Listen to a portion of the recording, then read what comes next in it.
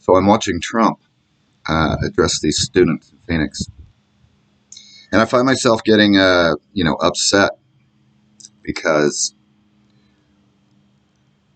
the way the narrative is just twisted. There's no shame in the way they look at it.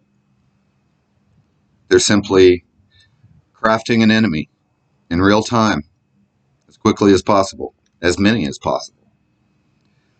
Using fear and outrage to get votes is a time-honored tradition in the United States, one that I'm thoroughly sick of.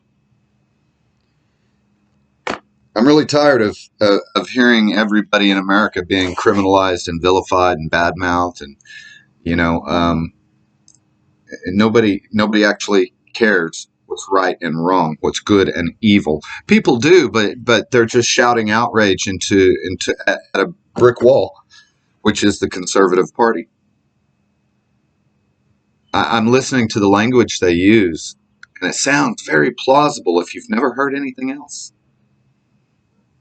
Just, you know, you could hear the boos whenever they talk about Antifa, but the truth is, I doubt if anybody there has ever really looked to see what Antifa really is. I'm not here to talk about it or promote it or put it down or anything like that, okay?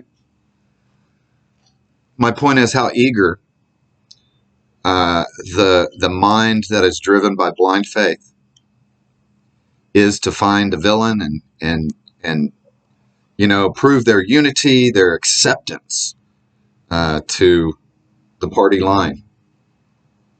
Because everybody wants to belong, and everybody feels like they want to side with whoever's good. But is it really good when all you can do is tell lies about other people? And sure, they can slant their humanity until they can justify it. They can always craft enough words to, just a couple of lies here and a couple of lies there, wherever it's necessary, just to make the story theirs. And even when they're appearing to be reasonable, a lot of times they'll do that inflammatory language. A language that says, I don't respect you, and I have no intention of ever looking at your point of view. I'm not going to sit here and repeat it word for word and dissect it and unpack that. You can do that yourself if you have. There's plenty of people who have sat and watched the whole thing. I watched about 10 minutes of the middle of it, and that was enough for me. A couple of conservative kids got up from another state, started bad-mouthing their college. And yeah, there's a lot of outrage in the black community, and it's certainly justified. And that's where I see the disconnect. They destroy any foundational position that might allow for common ground. I know that sounds a little wordy, but if you can't have politicians that are seeking common ground, then you're just at war, period. And this isn't a war for hearts and minds. This is a war for votes by any means necessary. We talk about how we've heard about, or I have read about, how Trump projects. And I watch what the Republicans are doing to the voting polls. And none of the Republican Party, none of the conservatives, the people that go to church, none of them ever hear about that. And they never will until you're in their front yard, proving it to them. And then all they're going to see is an enemy at their home and either shoot you or call the cops or both. So the trick is to figure out how to get across that wall of disbelief, that barrier of words where they use their words to build a giant Donald Trump wall in between them and the rest of the world. And, I had speculated in one of my morning rants that that there was maybe 150 million Christians. Well, it turns out the count says it's 240 million in our country of 327 million. So we've got about 100 million people that don't subscribe to the Christian faith. But that, that's of varying degrees as well. And a lot of them are good, proper spiritual growth churches that do work in their community, but not in the South, not in Southern Fried Christianity, not in the independent or Southern Baptist communities. I don't, never. Sure, they always have a program and somebody will lead something, but it's all about bringing people into their church. It's never about helping the people that aren't going there unless it's getting them to church. So I'd like to address the rage and the anger that I see on all sides and everybody in America. If you're driven by emotion, then you're making an off-balance decision. I don't care who you are. If you're driven by outrage or anger or fear, we have all of these emotions and we have all of these ideals. And sometimes we change our ideals so that our emotions, so we feel better about ourselves. It's real easy to get misguided in the United States, and most of us are misguided. Even the ones of us who are self-guided are usually deluded in most part by the amount of control we have over our own lives. So what do you do about that? Well, you got to still the inner turmoil inside you. You've got to ground yourself. You got to pause. You got to eject those voices outside from the inside out. You got to make them go away until you can hear yourself think. That's the first step. Period. If you can't hear yourself think, what the heck are you even doing? It doesn't. But and getting quiet inside it doesn't automatically give you answers either. Okay? But it calms your spirit, which calms your body. And if your whole body and spirit are generally grounded and in alignment with each other, then you're able to deal with things outside of your own personal self. Okay? So my goal is to help you get control of your own personal self again. So you don't lose that sense of self, that personal power. Recognizing what we do have for personal power is what we need to do as an individual, because a lot of us feel more powerless than we really are. And I'm no different than anyone else. I was too for a very long time. It took a will and intent and a hell of a lot of effort just to figure it out. Figuring things out is the only freedom there really is, mostly. Figuring out what you want to do with your life, what path you want to take, that's available to people all over the world. For the most part, it's all about the opportunities around them. But, being dirt poor isn't motivation to help make the world a better place.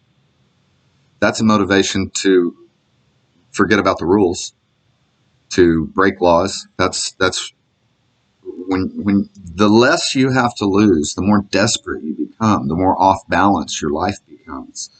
And, if you can't get yourself rooted and grounded, once you are able to do that, then everything else, you gain some perspective. Finally, it's not quite so overwhelming.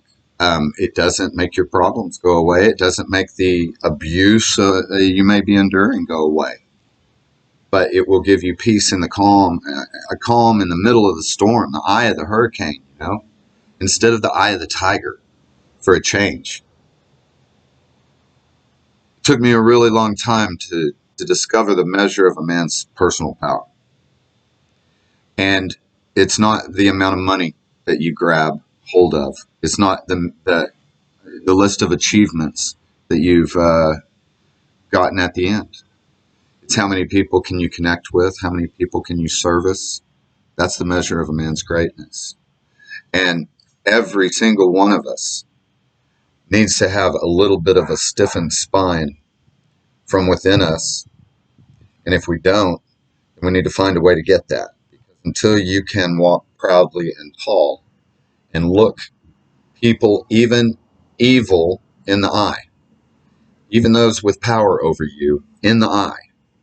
Because, we avoid eye contact all the time in the United States. Look at any picture of people walking in New York. Nobody looks at anybody. They safely navigate to their destination. But what kind of a process do you have to go through to be able to walk down the street like that and look everybody in the eye as you go, smile and nod and wish them a happy day? There are a few people, remarkable individuals, who are able to do that in such a situation. But, it's not all about drama. And we've been trained that we've got to have some drama to express outrage about. There's always got to be a villain. And there's plenty of villains already in the world without manufacturing more. I hear everybody justifying their position. Uh, you know, Police don't want to be hated, but nobody's, people are talking about the right things except for the one thing that is stopping police reform is the police unions, period. And they stay out of the news. Barely heard them in the news at all. I haven't seen but one article even mentioning the union, the police unions, and the effect they have on the prosecution rate for policemen in the United States. I've heard a few people voice that, but it's very, very not been widely talked about. It needs to be. The kind of power and control that the union agreements have with police forces all over the United States. There are some shining examples of people in law enforcement. And, most people don't want to buck the system. They just don't. And most people are afraid of losing their power, what little power they got, in their job. Because, we now realize it used to be, it wouldn't happen, but now chief of police are getting fired. It's progress that we've been missing. And, I don't hear anybody really talking a lot about the property confiscation pandemic that we have created here in the United States that has spread around the world. The idea to actively pursue people, to put them in prison for an entire industry that gets paid for at government levels, and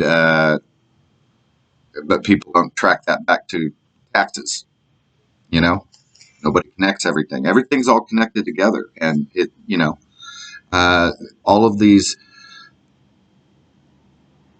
laws that we have are arms and legs stuck onto our Constitution. So we can attach more or remove more, but we're running out of space. We're overwhelmed with laws. We have more laws in the United States than we have citizens. What does that say about us?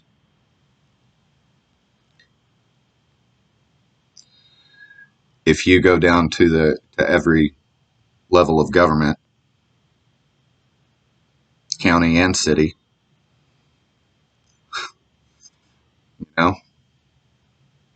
and just how many laws do I need to ensure my freedom? Well, apparently more than I can count. And it's amazing that we are not allowed a guide to the laws as they're made. Nobody knows. Nobody's saying, here's what we can expect out of this. They're just saying, oh, here's a good result. That's all you get.